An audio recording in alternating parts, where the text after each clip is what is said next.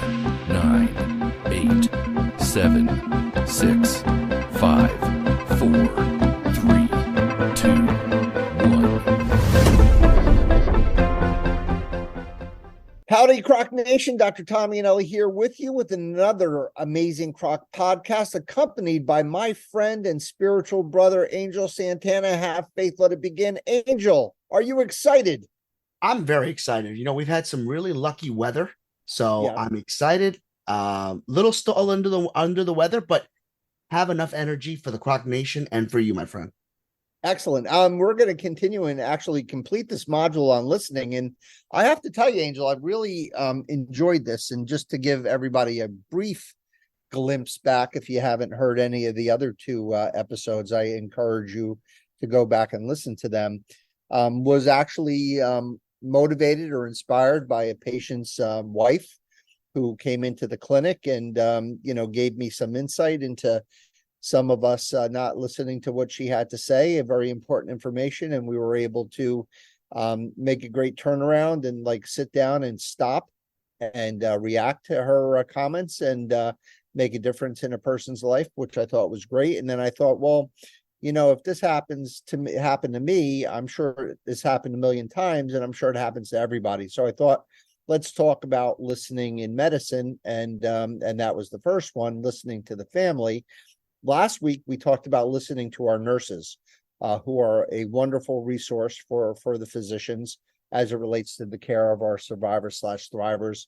And tonight, we're going to finish with a very important person we should listen to, and that would be the patient. Excellent. It's always important to be the patient, and we all can relate to this because we all can be a patient. Absolutely. Well, we all will become a patient. We may not be cancer patients, but we will be patients of some sort. And really, at the end of the day, does it really matter? We're all, struggling on this human journey together, and we all have to endure illness, and especially the special circumstances related to our cancer survivor thrivers is why we have this podcast. So, Angel, when I was doing my research, or I guess my preparation for this week's podcast, as far as, doing a deep dive, finding some academic articles on why physicians don't listen to their patients, I really came across something very interesting. It's almost as if, I was kind of digging around in Egypt, and I just kind of took my pick and I hit a spot, and the spot broke through, and all of a sudden I'm in King Tut's tomb, right? So I came up with this really interesting new word. It was really a treasure. Really, I really say it was a hidden gem, and it's a new term. It's a new phenomenon, and it's called medical gaslighting. So I'm really excited to talk about it as it relates to listening to patients, because what it does is it takes the subject of listening and really brings it to an entirely new and profoundly expanded level. And Angel, do you know, because the term gaslighting is a pretty common term just in general usage. Do you know where it came from? I don't. I was thinking for a second you were going to put us for a loop because we make words here at the Croc Podcast, but this is an actual word. This is a word. So let me ask you a question. If I use the word gaslighting, do you know what that means? I do not. I've heard of it, but I honestly can tell you I don't know. So let me tell you what the word means, and then I'm going to go through where it comes from, and then we'll bring it back toward medical, the use in medicine and as it relates to our survivor/thrivers. So were you ever in a situation with someone who, when you were talking to them and they were talking to you, you really didn't feel listened to? You didn't feel that they were taking you seriously, and then even goes to the next level, because this podcast module is about listening. And the next level is, not only did they not make you feel like you were being heard, but they actually made you question your own self, question, whether you were maybe losing your mind a little bit, or maybe you were just on the wrong track, or they were kind of like what you thought you wanted to say. They sort of responded in a way that made you question yourself. That I'm sure that's happened to you. It's happened to everybody. Absolutely. So in 1944, there was this amazing movie. I actually have seen it, and I would encourage you to watch it. It was called Gaslight. and it came from a play called of the same name, and it starred some really heavy duty movie stars of the time. So you heard of Ingrid Bergman. She was the main character, Charles Boyer and Joseph Cotton, et cetera, et cetera, et cetera. And it tells the story of a very famous opera singer who was murdered. And her young niece was her protege. And after the murder, she went on to continue her education as an opera singer and sort of took her aunt's position, in the opera world as, one of the big divas or whatever you call them, the big singers of the time. And she became very famous, and she fell in love with her pianist, and they got married. And he encouraged her to set up shop and move to London in her aunt's old abandoned townhouse. And then what happens is, during the body of the movie, a series of circumstances happen where she thinks she's losing her mind. Remember, this is set back in the 1800s, so they didn't have streetlights, they had gas lights. And she would look out the window, and the gas lights would flicker up and flicker down and flicker up and flicker down. And she would say, "Did you just see that?" And everyone would say, "No, we didn't see anything." If she had like a piece of jewelry or whatever in her pocketbook, and if her husband said, "Hey, listen, can you do me a favor? Get your brooch, or I'm going to take you out to dinner," and she went into her bag, the brooch wasn't there. She would hear noises in the attic, which no one else heard. And all of a sudden, as the movie goes on, she starts losing her sanity. She starts unraveling until she finally has this sort of tantrum, or this big, scene at a dinner party, which was attended by a detective. Now, the detective happened to be a big fan of the opera singer, and he really sort of took pity, and things just didn't make sense to him. So he decided to have one of his policemen sort of follow the husband. And they followed the husband into an adjoining townhome. And what they found out was the husband was actually doing all of these things to, playing with the gas lights, making noises in the attic, hiding her jewelry, all those types of things that was making her question her sanity. And as it turns out, the twist of the movie, I don't mean to be a what do they call those? You don't want to give, a spoiler alert here. If anybody doesn't want to hear it, then turn us off for 20 seconds. He actually was the one who killed the aunt, trying to get all of her jewelry, which he wanted to find, he thought would be in the townhouse in London. That's why he that's why he married her, brought her in, and then was going to commit her to an insane asylum and find her jewels, and then live happily ever after with the housekeeper who was his lover. So as it turns out, he gets caught. She confronts him, and that's where the term gaslighting comes. So we use the term gaslighting. I actually, joke around with my wife and tell her she's gaslighting me all the time, making me feel that I'm slowly unraveling and losing my mind.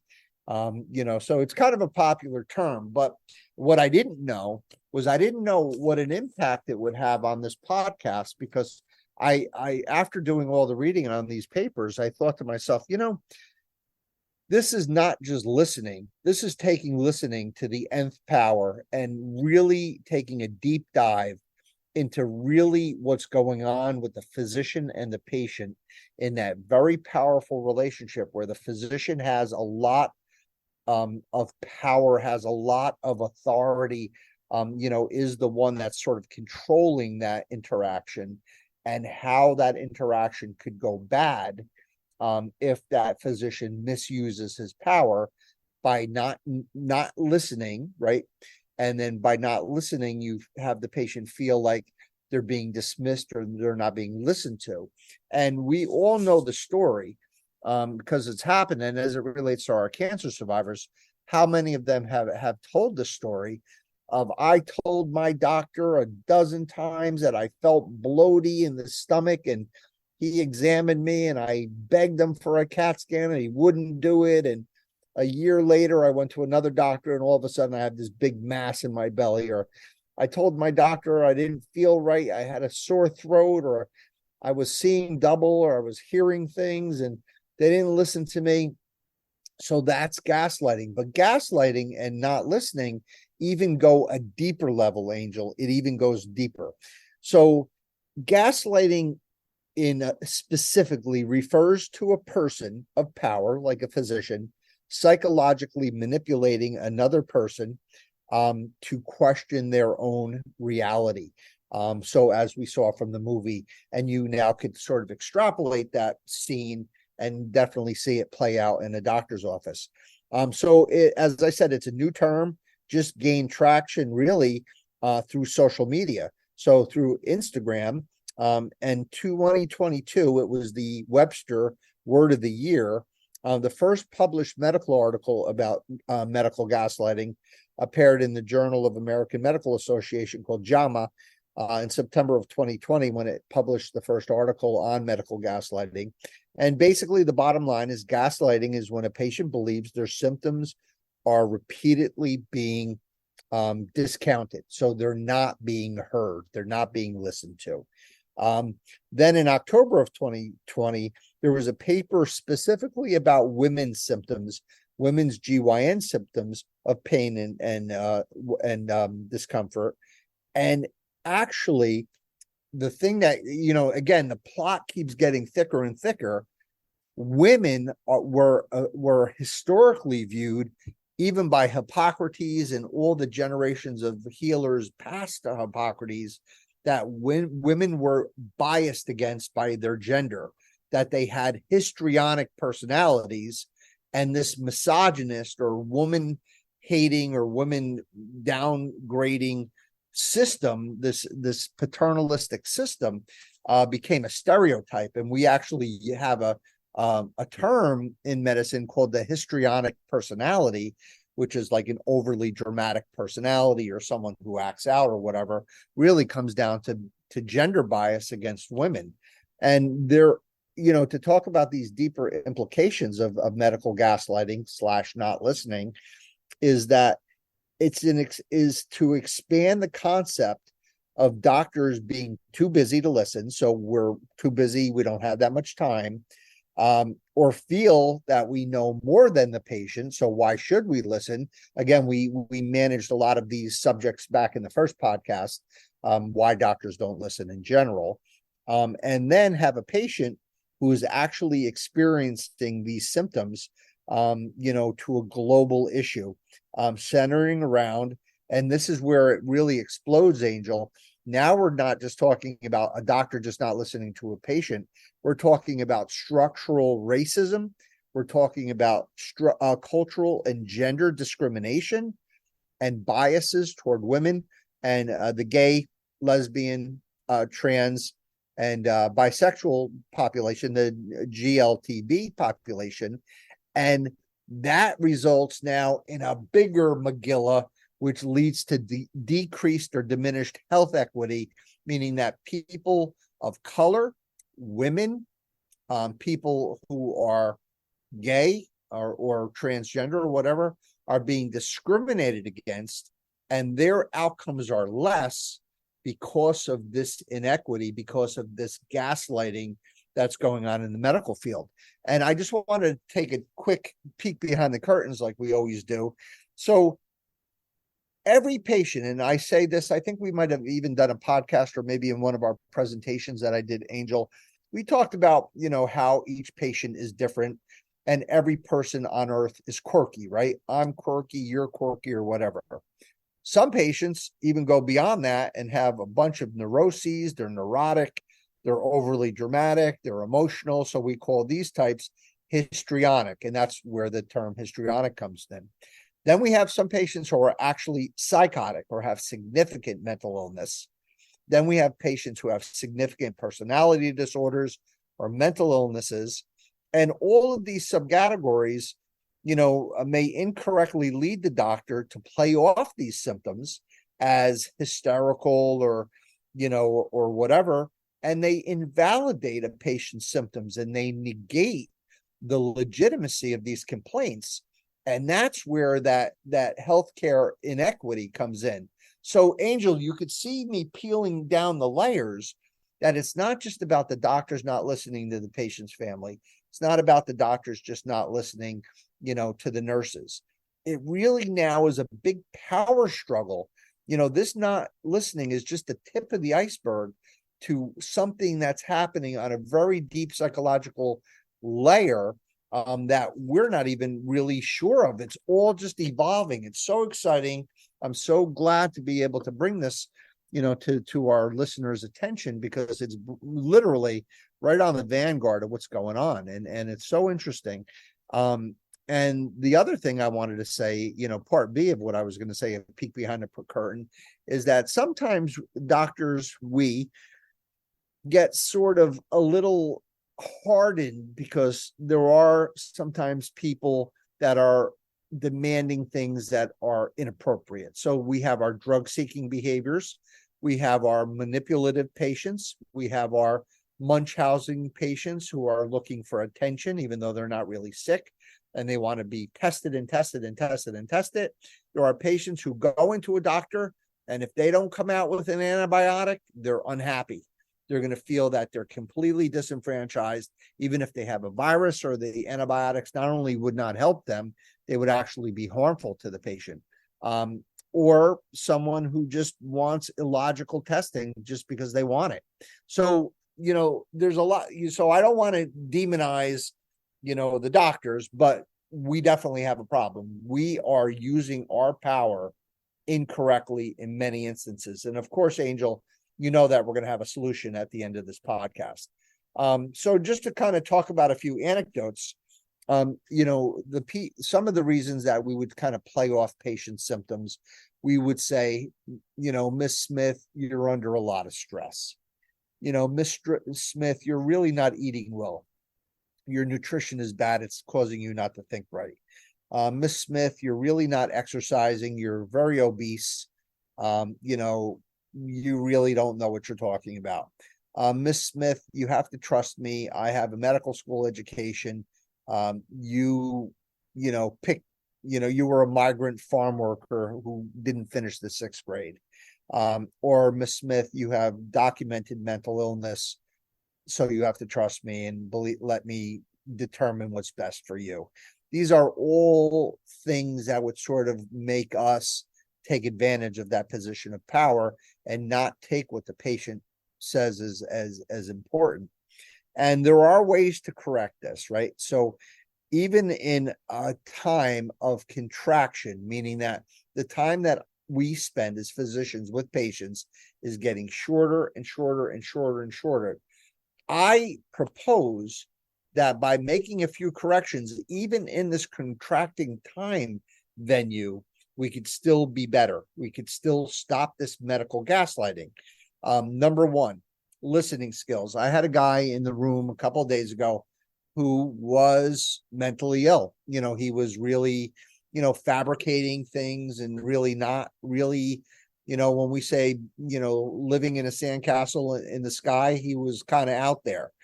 So what I did was I said, okay, I got to let this guy go. I got to let this guy talk. So I just settled in. I just stopped talking and I just let him go. 20 minutes.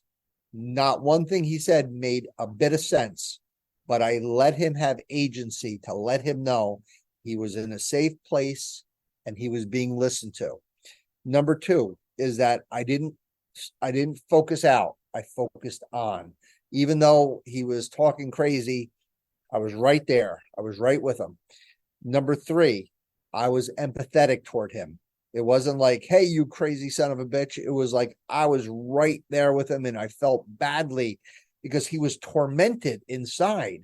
And he really felt so grateful that someone was listening to him and cared about him. Like he wanted to hug me at the end of the consult because I was the first one who did this for him. So that was cool. And effective communication skills, which we're very poor at. And we saw last week, we have no training. Physicians have zero training in effective communication skills. So lastly, the patients that I told you before, Angel, that were marginalized. So the patients that were, GLTB, women, people of color, people who are mentally ill. These people need even extra attention in order to make up for their marginalized status. So this is kind of where we're going with all of this this subject of medical gaslighting. There are also deeper implications of this gaslighting. There was a beautiful paper. Sarah Fraser is a primary care doctor, a family health doctor in Canada, and she presented an op-ed in the Canadian Family Physician in 2021, where she was even gaslighted by a specialist. So just say I'm a radiation oncologist, I'm a tertiary care specialist. Family medicine says, hey, this lady has a breast cancer, Mrs. Smith, can you go see her? And I don't go see her, or I'm late, or I don't listen to what Dr. Fraser had to say. And when she questioned me, I'm like, well, Dr. Fraser, how long have you been how long are you out of residency? Well, what gives you the qualifications to question me? Like, instead of like being collegial or whatever, the specialist was gaslighting her, and she didn't know how to respond to it because she didn't really have the knowledge of what this actually was, like what was going on in this power dynamic. And she wrote this article, which was beautiful because she finally found, the right words in order to put it together. So gaslighting is not just, between the doctor and the patient. It could be between doctor and doctor, doctor and a patient's family, doctor and staff. I mean, and it happens multiple times a day in probably everybody's practice. And I'm hoping, Angel, that our survivor thrivers can take this information, and even you and me, we can use it in our day-to-day lives. And it's something to be avoided, not just on the receiving end, but also on the giving end. Like, we don't want to gaslight people. You are an inspirational preacher. You go and you give sermons. That puts you in a position of power. That gives you an opportunity to misuse that power. I'm a physician. I'm in a position of power. That gives me an opportunity to take advantage of somebody and gaslight them. So we need to learn this stuff to make us better, and also to prevent having someone do it to us. And then finally, my final word of advice is that there are a 4-prong mechanism to try to prevent or stop medical gaslighting right in its track. First is to speak up. It will help. And if it doesn't help, then you're in the wrong office. You need to go back to one of our podcasts and change your doctor. Number 2, bring somebody with you. So this way you have a witness who's taking notes and listening and making sure that it's not you, it's actually a gaslighting is happening, or your doctor's not listening to you or not taking you seriously. Number 3, take your records, keep your records, take notes, be prepared for your visit. Going to a doctor isn't just a doctor getting prepared for you. You should be getting prepared for them. You should know about them. You should know about their credentials. You should know if they're good or not. You have personal experience with them. Do you have a family member or a friend who's gone to them? You see their health grades, you look at their reviews, and then you do research on what your problem is. So you're actually knowledgeable. You're your own advocate. I saw a woman yesterday, amazing advocate for herself. She knew everything. She didn't know as much as I did, but she was close. She knew everything except the medical side, but she knew about her breast cancer. She knew about her options. She knew about the side effects. She knew about everything. Be prepared. She had notes. She had a whole, mishpuga of papers. And I think if a doctor saw that and saw someone was intelligent and knew about what was going on, they're going to be much less inclined to just say, don't worry, sweetie, I got this. I'm the doctor. Don't worry about it. I think there will be much more respect given to that person who's prepared. And lastly, and a good way to end, Angel, is to be empowered with the knowledge of who you are. And who you are is the most amazing, courageous, brave, intelligent, worthy human being on earth. You are a cancer survivor, thriver, and you deserve more. Angel Santana, last words. You know, it's funny you mentioned that last part because that's exactly what I was thinking about starting with. And that is we've heard a lot. We've heard a lot today. And it all started with the word listen. And one of the key things that we have to remember is that, by listening, we have to remember our surroundings and our environment. How do we do that? By knowing what is within us, but who we are and how we present ourselves. So speaking up and listening to others, but more importantly, working together. That is the key fundamental. Because if you can work together and you can listen to one another, then one way or another, you will come up with a solution or some type of a guideline to get you to the path that you're writing for. It's all about listening. It's all about getting together. It was a good module, right? I think that this really took it to a really different and deeper level. And I was really, again, sometimes, I get really surprised when I do my preparations. And today was one of those moments where I even learned something that's going to really help me in my day-to-day practice. And what I said, Angel, to our survivors is really true. I mean, these are some very special people who have a really hard path and a hard journey in front of them or behind them. Cancer is not an easy diagnosis, it's not an easy disease, and it's not an easy path. And you've been given some really difficult, challenging treatments and side effects from those treatments. And here you are, you come out the other side, and you still end up going to a doctor's office and not being listened to, not feeling that you're being taken seriously. Maybe you're even one of those survivors/thrivers who was misdiagnosed because your doctor did not listen to you and they gaslighted you. And if that's the case, it is our hope that today's podcast was of use to you. And I always want to let you guys know how worthy, loved, beautiful, experienced, gritty, tough, resilient, funny, worthy, I'll use that word twice, of what a special person you are, because if you weren't, we wouldn't be spending this time bringing these podcasts to your attention. Angel, on behalf of myself and the board of directors, I just want to say thank you to you guys for all of your advocacy for our survivors. I want to thank Michael John Benzea and Charlotte Larson for their support of us. And of course, I want to just always end our podcast by giving a blessing to our survivors/thrivers by telling them that on behalf of Angel and myself, we wish you a long, healthy, happy, and cancer-free life. God be with you. God bless you. Peace.